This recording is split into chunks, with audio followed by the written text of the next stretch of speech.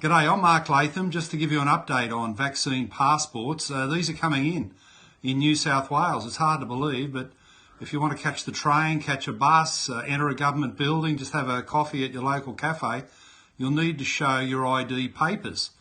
And this is way out of proportion with what's happened in the past. I mean, New South Wales has over 4,000 pedophiles on the Child Protection Register. They don't have to show their papers, they don't have to show ID, they don't have to show anything to go any of the places I've just mentioned.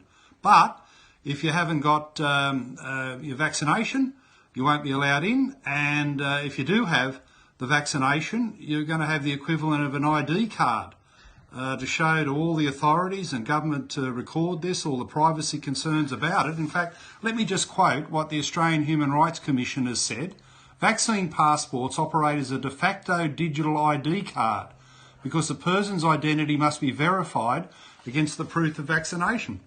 Now, in the 1980s, Australia had the proposal by the Hawke government for the Australia card, an ID card for every person, and it was rejected by left and right. It was thrown right out.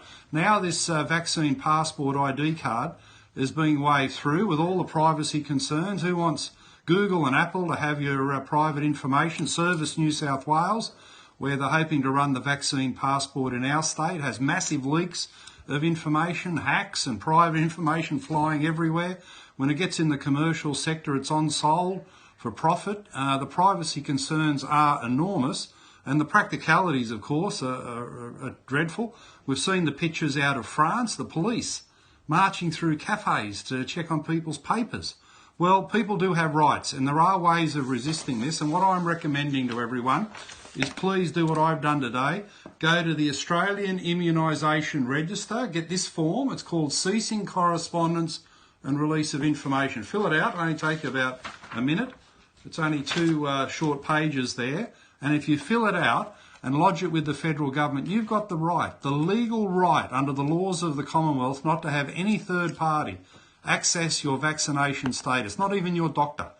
So what I'm planning to do, if there's a police officer asking me for papers at a cafe, is to say, well, no, I have a legal right under the Commonwealth law, which overrides New South Wales law, not to have to show anyone my vaccination status. It's private, health, sensitive information that doesn't have to be shared. So there's one thing everyone needs to do: fill out the form and understand that vaccine passports are a massive invasion of your privacy. It's the possibility of government knowing, as you have to log in at all these different places, where you've been, what you're doing, who you're seeing. This shouldn't happen in a free society.